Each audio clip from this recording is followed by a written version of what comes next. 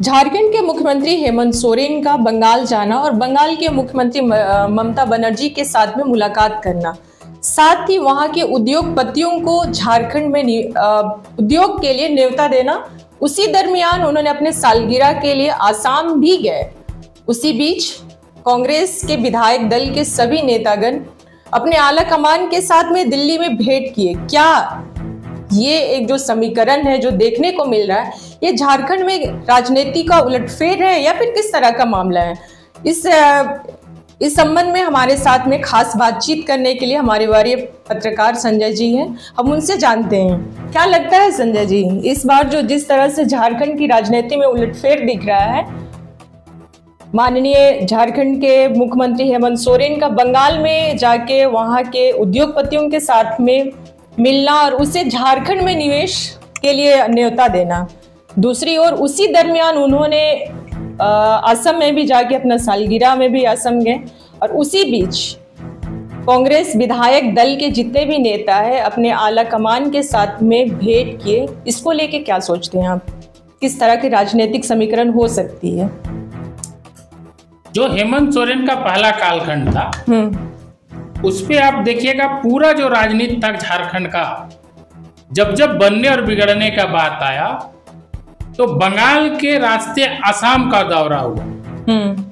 कांग्रेस के कुछ विधायकों को कलकत्ता के हावड़ा में कैश के साथ पकड़ा गए थे। वो भी आरोप था कि वो असम से आ रहे थे। अच्छा।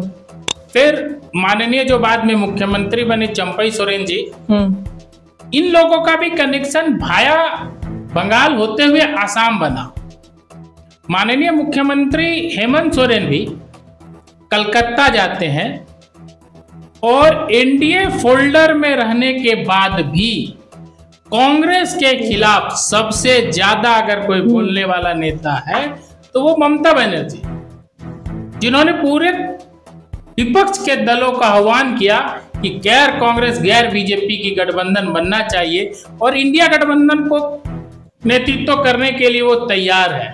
बंगाल के मुख्यमंत्री से माननीय हेमंत सोरेन जी का मिलना, बंगाल में जो उद्योगपतियों का सेमिनार था उस पे उपस्थित होना और उन लोगों को झारखंड में निवेश का न्योता देना, इसी पूरे घटना के बाद माननीय मुख्यमंत्री का सालगिरह था और सालगिरह में उन्होंने आसाम का रुख किया।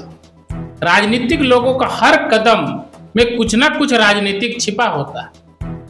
इसी बीच माननीय विधायक जो कांग्रेस के हैं, देखिएगा ये लोग हाईकमान के दरबार में पहुंचे, उस पर भी कुछ असंतुष्टियां हैं कि उनके मंत्री काम नहीं कर रहे, विधायकों का है। माननीय राहुल गांधी ने मंत्रियों से रिपोर्ट कार्ड मांगा, तो कहीं ना कहीं कांग्रेस के विधायकों में भी काम नहीं होने को लेकर असंतोष है।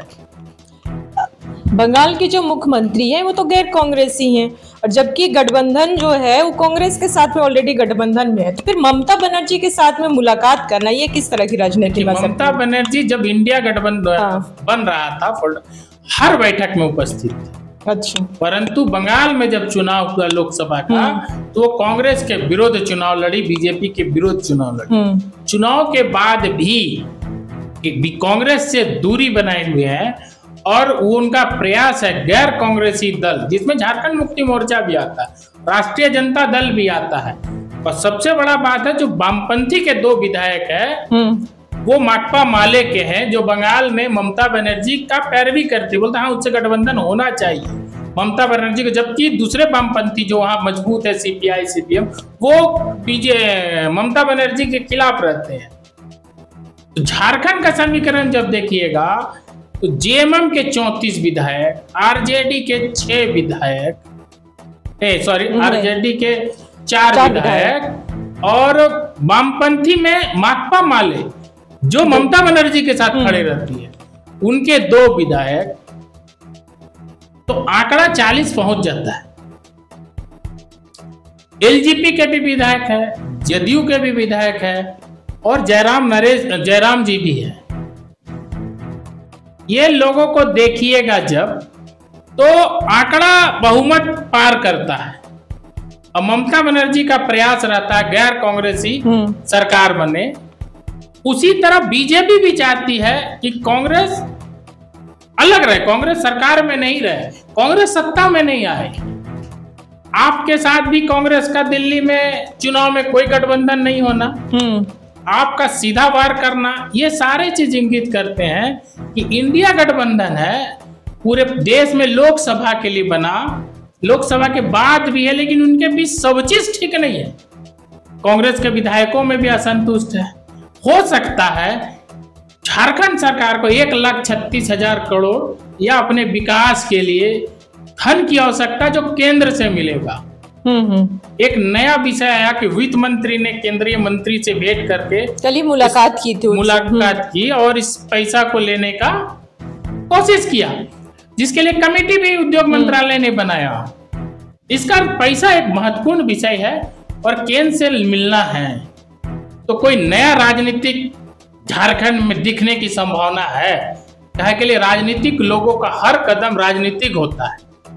क्या लगता है किस तरह से नया कदम देखने को मिल सकता है? जैसे ममता बनर्जी का हमेशा प्रयास रहा है कि सत्ता से गैर कांग्रेसी गैर भाजपा की सरकार बने। अरविंद केजरीवाल जी भी इसी तर्ज में चलते हैं।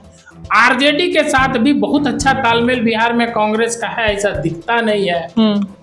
पप्पू यादव जी का आना, पप्पू यादव जी का राष्ट्रीय जनता दल के साथ बहुत कुछ स्वाभाविक है, ऐसा नहीं है। कांग्रेस के पैरविकार है और झारखंड का 1,36,000 करोड़ का मुद्दा भी उठाते हैं। कैबिनेट के मीटिंग में झारखंड आते हैं। हमारे चैनल में बातचीत में उन्होंने कहा कि हाँ, बिहार में भी जेएमएम को जगह मिलना चाहिए और इंडिया गठबंधन में उनको शामिल करना चाहिए। 12 सीटों की मांग कर रहे थे। ऐसा नहीं लगता कि जो हम देख रहे हैं एक स्वाभाविक गठबंधन है, चल रहा है, ऐसा ही चलेगा। राजनीति में ऐसा संभव नहीं होता। राजनीति कभी भी बदलने का विषय है। केंद्र की सरकार भी चाहती है कि कांग्रेस सरकार में नहीं रहे, ममता बनर्जी भी चाहती है कि कांग्रेस सरकार में नहीं रहे, कांग्रेस गैर बीजेपी की सरकार बने। हो सकता आगे वाले दिनों में ये संभावना प्रबल हो कि हम झारखंड में भी गैर बीजेपी गैर कांग्रेस की सरकार देख सकते हैं। क्या लगता है इस बार चेंज हो सकता है झारखंड में राजनीति? देखिए, राजनीतिक संभावना का चीज है, हर संभावना है और गणित का है। 81 विधानसभा में बहुमत के लिए जो आंकड़ा पार करता है, अगर ये आंकड़ा पार हो जाता है तब तो फिर संभावना है। के लिए आने वाले जो बिहार विधानसभा का चुनाव होगा उस पे जनता दल यूनाइटेड और बीजेपी में क्या समीकरण बनता है, चुनाव के बाद क्या समीकरण बनता है। महाराष्ट्र में हम लोगों ने देखा, इस चुनाव के बाद बीजेपी ने अपना मुख्यमंत्री बैठाया। क्या बिहार में भी ऐसा कोई परिस्थिति आएगा? उस वक्त जनता दल यूनाइटेड के एक विधायक झारखंड में है, लोजपा के एक विधायक झारखंड में है। ये भी कुछ गुल खिला सकता है। झारखंड में निर्दलीय विधायक या छोटे दल के विधायक या एक विधायक वाली जो है वो गुल खिलाती है। आजसू में भी असंतोष है। आजसू के सांसद और एक विधायक जो झारखंड में है, ये बार बार चर्चा में आती है कि वो लोग दल तोड़ेंगे, बीजेपी में शामिल होंगे। ऐसा ना हो कि वो आजसू के जो विधायक है वो जेएमएम में शामिल हो जाए, इसकी भी संभावना है, संभावना जताई जा सकती है। तो उस सारे परिस्थिति को देखिएगा तो बहुमत का आंकड़ा पार करता है। इसलिए राजनीतिक किस करवट बदलेगा ये देखने का विषय, आगे आने वाले समयों में ये सारे चीज स्पष्ट होंगे। चूंकि आप राजनीतिक मुद्दा हमेशा उठाते आए हैं, तो अभी का जो समीकरण दिख रहा है उसको लेकर क्या आकलन किया जा सकता है? राजनीति में तत्काल कुछ बोलना संभव नहीं है, संभावना के ऊपर राजनीति है।